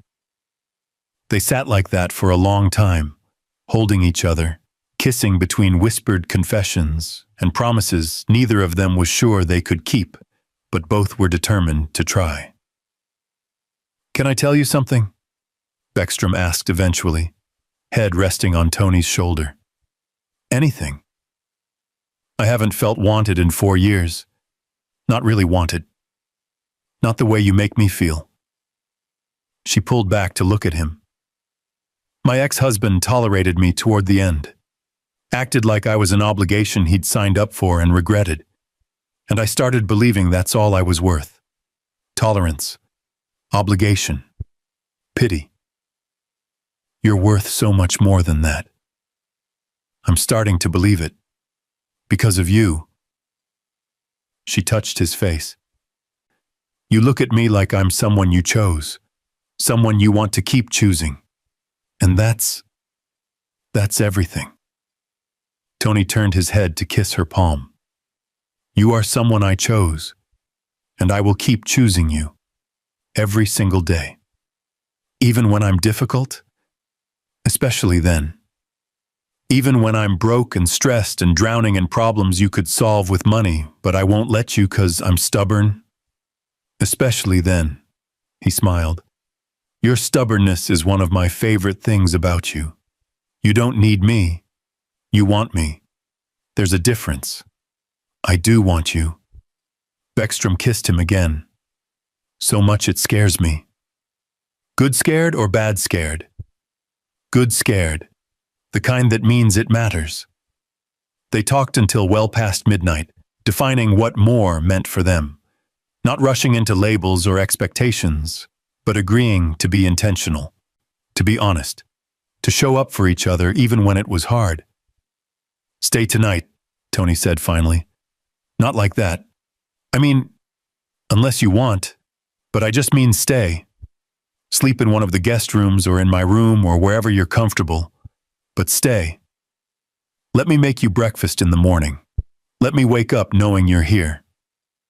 Beckstrom hesitated only a moment before nodding. Okay. Yeah? Yeah. I'll stay. Tony's smile was radiant. They moved inside eventually, the coastal air growing too cold even for the heaters Tony had turned on. He showed her to the master bedroom, a massive space with floor-to-ceiling windows overlooking the ocean and a bed that could sleep four. "This is your room?" Beckstrom asked, intimidated all over again. "It could be our room," Tony said carefully. "If you wanted. Or you can take the guest room. No pressure." Beckstrom looked at the bed, then at Tony, then made another choice. "Our room," she said. "If that's okay." "That's more than okay." They got ready for bed with a domesticity that felt both foreign and natural. Tony lent her a t-shirt that hung to her knees. She washed her face with fancy skincare products she didn't understand. They brushed their teeth side by side at his bathroom's double sinks. And when they climbed into bed together, Tony pulled her close but didn't push for more. "Thank you," he whispered into her hair. "For what?" "For kissing me first. For choosing this. For being brave enough to let yourself want something good." He held her tighter. "For saving me." "You saved me too," Beckstrom said. They fell asleep tangled together, and for the first time in 4 years, Beckstrom didn't dream about drowning. She dreamed about flying. The call from Beckstrom's mother came 3 days after Tony had quietly arranged to pay off her medical bills. Beckstrom was at work, dealing with a particularly demanding guest who insisted the ocean view from his room wasn't oceany enough, when her phone buzzed with her mother's ringtone. She excused herself and stepped into the back office. "Ma, everything okay?" "Thelma Beckstrom, what did you do?" Her mother's voice wasn't angry exactly. It was something worse, wounded, confused, like she'd been betrayed by someone she trusted. Beckstrom's stomach dropped. "What do you mean?" "I mean the hospital called, said my bills were paid. All of them, every single one." Her mother's voice shook. "And when I asked who paid them, they said it was handled by a private benefactor but wouldn't give me a name. Except I know exactly who it was, don't I?" "Ma, did you let that man pay my bills, Thelma?" The question hit like a slap. Not, did Tony help, or did you ask for assistance? Did you let him? Like Beckstrom had failed some fundamental test of independence. "It's not like that," Beckstrom said, hating how defensive she sounded. "Then what is it like?" "Because from where I'm sitting, my daughter is letting some wealthy man she's known for a month pay off $47,000 of debt. And that doesn't sit right with me." He wanted to help. I'm sure he did. Men like that always want to help. Her mother's tone went sharp. "Right up until the moment they decide to collect on that help. Right up until they hold it over your head every time you disagree with them. Tony's not like that. You don't know what he's like. You barely know him." Her mother took a shaky breath. "Baby, I love you, and I'm grateful someone cares about you enough to want to help. But this makes us beholden to him. This changes the power dynamic between you two in ways you might not see yet, but will definitely feel later." Beckstrom felt tears burning behind her eyes. "So you'd rather keep drowning in debt? Rather risk not getting the care you need because of some principle about not accepting help?" "I'd rather my daughter maintain her dignity and independence instead of becoming some rich man's project." The words landed like a punch to the gut. "Is that what you think I am? A project? I think you're vulnerable. I think you've been alone and struggling for 4 years, and this man showed up at exactly the right moment to feel like a savior. And I'm worried that you're confusing rescue with love." "You don't know him," Beckstrom said, voice breaking. "You don't know us. Then bring him here. Let me meet him. Let me see if this is real, or if you're just so desperate for someone to care that you're willing to accept whatever strings come attached to his money." Beckstrom hung up before she said something she'd regret. She made it through the rest of her shift on autopilot, smiling at guests and solving problems, while her mother's words played on repeat in her head. Some rich man's project. Confusing rescue with love. Desperate.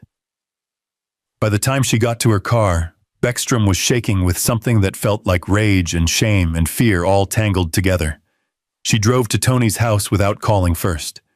Tony answered the door in workout clothes, hair damp from a shower, and his smile faded the moment he saw her face. "What happened?" he asked immediately. "My mother knows." Beckstrom pushed past him into the house. "About the bills. About you paying them. And her voice cracked. "She thinks I'm your charity case. Your project. Some desperate woman you're rescuing to feel good about yourself." Tony closed the door carefully. "You know that's not true." "Do I?" Beckstrom spun to face him. "Because from the outside, that's exactly what this looks like. Rich man swoops in, pays off poor woman's debts, and she's so grateful she lets him into her life and her bed without questioning his motives. My motive is caring about you. Or maybe your motive is feeling needed, feeling important. Feeling like you're fixing something because that's easier than dealing with your own broken parts." The words came out harsh, mean, and Beckstrom watched them land on Tony's face like blows. "Maybe I'm just another building project. Something you can throw money at and renovate until it meets your standards." Tony's jaw tightened. "Is that really what you think?" "I don't know what to think." Beckstrom's voice rose. "My mother just told me I'm losing my dignity by accepting your help. That I'm beholden to you now. That this changes everything between us and I was too desperate to see it." "You're not desperate. Aren't I? I'm broke, Tony. I'm drowning in debt. Or I was until you paid it off without even telling me you were doing it." She felt tears streaming down her face. "You didn't ask me. You just did it.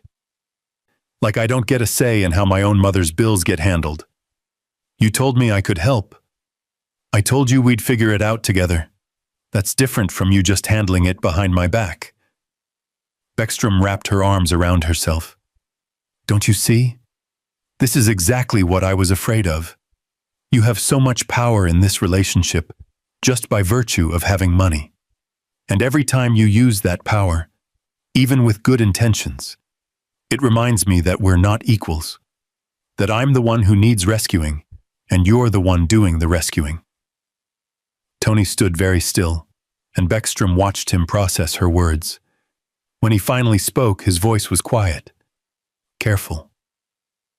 "What do you want me to do?" "I don't know." "Do you want me to take it back? Ask for the money back?" "No, yes. I don't know." Beckstrom sank onto his couch, exhausted. "I'm grateful, Tony. I'm so grateful I could cry. But I'm also terrified of what it means, of what I owe you now." "You don't owe me anything." "Everyone says that, right up until they collect." She looked up at him, eyes burning.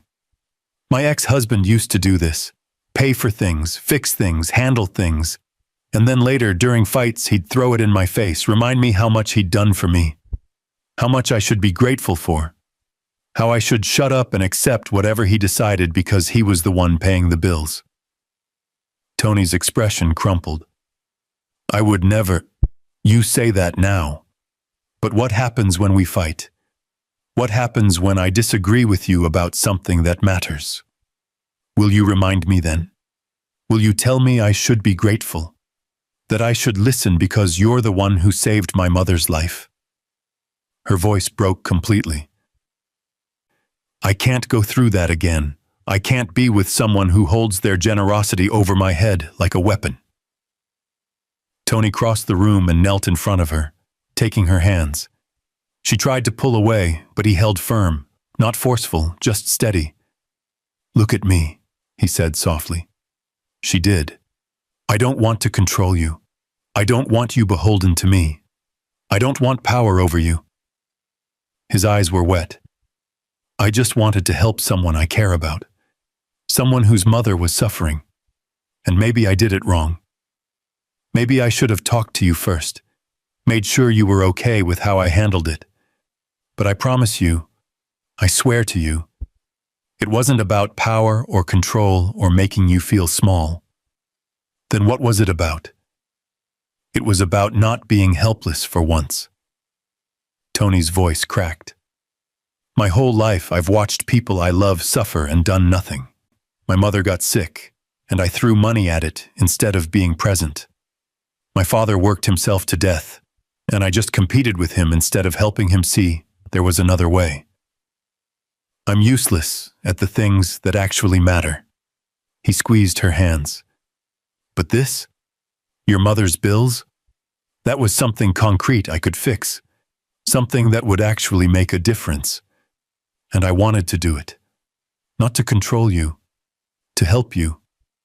To be useful for something other than signing checks and building towers nobody needs. Beckstrom felt something shift in her chest. Tony, I'm not trying to rescue you. I'm trying to show up for you. There's a difference. He brought her hands to his lips, kissing her knuckles. And if I did it wrong, if I overstepped or made you feel small or reminded you of your ex-husband, I'm sorry. I'm so sorry. Tell me how to fix it. I don't know if you can. Try me. Beckstrom took a shaky breath. I need to know this doesn't change us, that you don't see me differently now, that I'm not just some poor woman you're taking care of out of pity or guilt or whatever complex savior thing you have going on. You're not, Tony said it firmly. You're the woman I'm falling in love with, the woman who makes me want to be better, the woman who sees me, really sees me, not just what I have or what I've built. He paused. Helping your mother wasn't about you needing rescuing. It was about me needing to do something that mattered. That was for love, not obligation. You're falling in love with me? Yes. He said it simply, no hesitation. Completely, terrifyingly. In a way that makes me understand why people write songs and build monuments and do stupid things they can't take back. He searched her face. Are you falling in love with me? Beckstrom felt fresh tears spill over. Yes. That's what makes this so scary. Why? Because I'm afraid of being loved too well. The confession came out in a whisper. I'm afraid of someone caring for me so much that I lose myself in it. That I become someone who depends on being saved instead of someone who saves herself. My mother raised me to be independent, to stand on my own feet. And letting you help feels like failing her.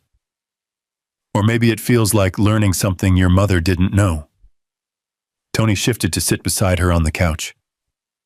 Maybe being independent doesn't mean refusing all help. Maybe it means accepting help from people who love you without losing yourself in the process. How do I do that? We figure it out together. We set boundaries. We communicate. We mess up and apologize and try again. He pulled her against his side. I don't want to lose you over this. I don't want my money or my stupid savior complex to ruin the best thing that's happened to me in years. I don't want to lose you either. Beckstrom rested her head on his shoulder. But I need you to understand. I need to feel like you're equal. Not your charity case, not your project, your partner. You are my partner. Then treat me like one. Talk to me before making big decisions that affect my life. Ask me what I need instead of assuming. Let me contribute in ways that aren't financial, because that's not the only currency that matters in a relationship. Okay. Tony kissed the top of her head. What do you need right now? I need you to meet my mother. Let her see you're real, that this is real, that you're not just some rich guy with an agenda. When? This weekend, if you're willing. I'm willing. He paused. Will she hate me? Probably a little. At first, she's protective. Beckstrom tilted her head to look at him. Can you handle that? I can handle anything if it means keeping you." They sat in silence for a long moment, both processing the fight and the reconciliation and the vulnerable truths they'd shared. "I'm sorry," Beckstrom said finally, "for saying you were treating me like a building project. That was unfair. I'm sorry for making decisions without you, for forgetting that help without communication is just control with good intentions. We're learning." "Yeah," Tony smiled softly. "We are." Beckstrom kissed him then, not passionate but grounding, the kind of kiss that said, "I'm here. I'm staying. We're figuring this out." And for the first time since her mother's call, she felt like maybe they actually could. The drive to Columbia took 3 hours. Beckstrom sat in the passenger seat of Tony's car, not his usual sedan, but something more modest he'd borrowed from Carmen, because he didn't want to show up at her mother's house looking like exactly what he was, a billionaire who might be taking advantage of her daughter. "You're nervous," Beckstrom observed, watching his hands grip the steering wheel a little too tightly. "Terrified," Tony admitted. "What if she hates me?" "She probably will. A little, at first." Beckstrom reached over and squeezed his knee. "But she'll come around. She's protective, not unreasonable. What if I say the wrong thing?" "You will, multiple times, and then you'll apologize and we'll all move forward." She smiled. "Welcome to family, Tony. It's messy and uncomfortable and nothing like building towers where you control all the variables."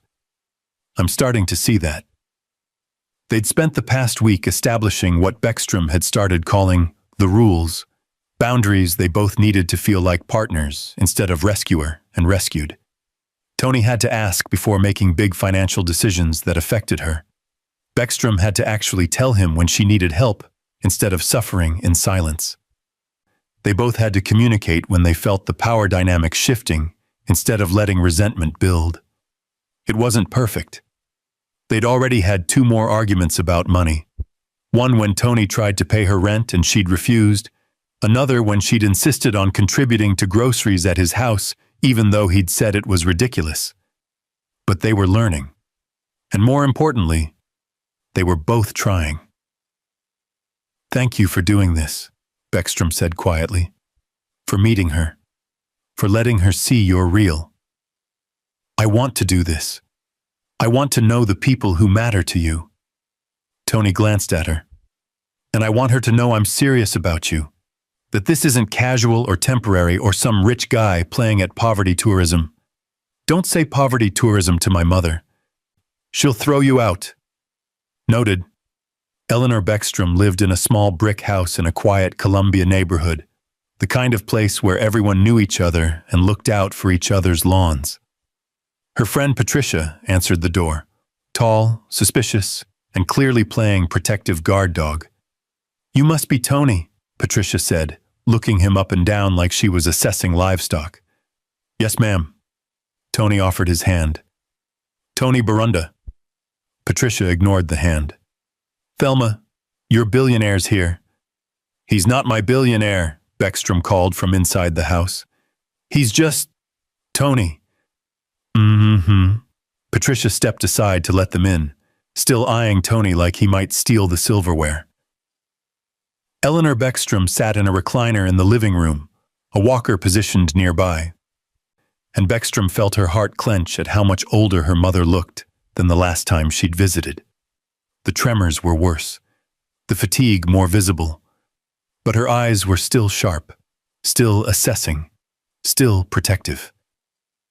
"Ma," Beckstrom said, crossing to kiss her mother's cheek. "This is Tony." Tony stepped forward, not too close, not too familiar. "Mrs. Beckstrom, it's an honor to meet you." "Is it?" Her mother's voice was cool. "Even knowing I'm the reason you had to write a $47,000 check to impress my daughter?" "Ma," Beckstrom started. "It's okay," Tony said quietly. He pulled a chair over and sat so he was at eye level with Eleanor instead of towering over her. "Can I be honest with you? I'd prefer it." I didn't pay your medical bills to impress your daughter. I paid them because watching someone I care about suffer when I have the means to help felt wrong. Immoral, even. He paused. I know that sounds self-serving. I know you're worried I'm using money to control your daughter or make her feel beholden to me. And if I were in your position, I'd worry about that too. Eleanor studied him. But I'm not trying to control her. I'm trying to show up for her. The way I wish someone had shown up for me when I was drowning after my mother died. Tony's voice went rough. Your daughter saved my life, Mrs. Beckstrom. On Thanksgiving, when I knocked on her door looking for an escape from my own loneliness, she let me in. Shared burnt turkey with me. Reminded me what it felt like to be human instead of just functional. So you're paying me back by paying my bills? I'm trying to be worthy of her, and that means supporting the people she loves. Not because I think she needs rescuing, but because that's what partners do. They show up. They help carry things. They use whatever resources they have to make life easier for the people who matter. Eleanor was quiet for a long moment. Then, what are your intentions with my daughter? Tony didn't hesitate. To love her. To partner with her. To build a life together that honors both of us as equals, regardless of our financial situations. He glanced at Beckstrom, then back at her mother. I know we've only known each other a short time. I know it's fast, but I also know I've never felt this way about anyone. She makes me want to be better. Present, real, and I want to spend the rest of my life proving to her and to you that I'm worthy of that. Patricia made a small noise from the kitchen doorway. When Beckstrom looked over, her mother's friend was wiping her eyes. Eleanor's expression softened slightly. You hurt her, and Patricia will help me hide your body. Understood? Yes, ma'am. And you don't get to use that money as leverage. Ever. Not in fights, not when things get hard, not when you're frustrated. You paid those bills freely, or you didn't pay them at all. I paid them freely, and I'd do it again without expecting anything in return. Good. Eleanor looked at her daughter. Baby, come here. Beckstrom crossed to her mother's chair. Eleanor took her hand. You love him? Her mother asked quietly. Yes. And he treats you well? Makes you feel valued? Doesn't make you small? He makes me feel seen, Beckstrom said. For the first time in 4 years, I feel seen and wanted, and like I matter. Eleanor squeezed her hand, tremors making the gesture shaky but no less meaningful. Then I approve, tentatively, pending further review. I'll take it, Tony said, smiling. They stayed for lunch, fried chicken Patricia had made, because apparently nobody trusted Beckstrom or Tony to cook anything that wouldn't poison them. They talked, laughed, told stories, and Beckstrom watched her mother slowly warm to Tony, seeing what Beckstrom saw, a good man trying his best, scared and vulnerable and real. When they left, Eleanor pulled Beckstrom aside. He's not your father, her mother said quietly. He's not going to give everything away and die exhausted. He's got resources, and he's offering to share them. That's different. You told me I was losing my dignity. I was scared, and protective, and worried you'd repeat my mistakes. Eleanor cupped her daughter's face. But I see how he looks at you, and I see how you look at him. That's not dependency. That's love. There's a difference. I'm still figuring out how to accept help without feeling like I'm failing. Then keep figuring it out. With him together. Her mother smiled. You deserve to be happy, baby. You deserve to be wanted. Don't let fear steal that from you. Thanksgiving came 1 year after Tony had knocked on Beckstrom's door. They spent it at his house. Their house now, technically, since Beckstrom had moved in 3 months earlier after a long conversation about cohabitation and financial boundaries, and what partnership actually looked like when one person owned a glass mansion and the other contributed love and presence and emotional labor that couldn't be quantified. Her mother was there, Patricia too, Carmen and her family, a few of Tony's colleagues who'd become actual friends instead of just business contacts. The house that had been empty for 6 years was finally full. Beckstrom stood on the balcony, watching the sun set over the Atlantic, and felt Tony's arms slide around her waist from behind. "Happy?" he murmured against her hair. "So happy it scares me." "Good scared or bad scared?" "Good scared." She leaned back against him. "The kind that means it matters." They stood there watching the sky turn gold and orange and pink, and Beckstrom thought about the woman she'd been a year ago, alone in her apartment, reaching for a sad turkey breast, convinced she'd spend the holiday drowning in loneliness and medical bills and the exhaustion of pretending to be fine. She thought about the knock that had changed everything, the door she'd opened despite every instinct telling her to stay safe, the man who'd looked as broken as she felt. "Thank you," she whispered. "For what?" "For knocking on my door, for being lost in the hallway, for choosing me." Tony turned her in his arms so they were face to face.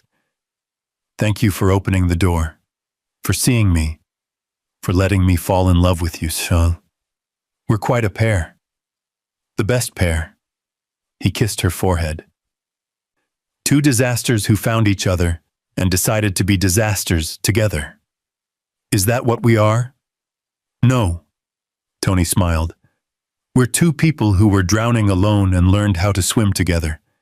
There's a difference." From inside, they heard Patricia calling them for dinner.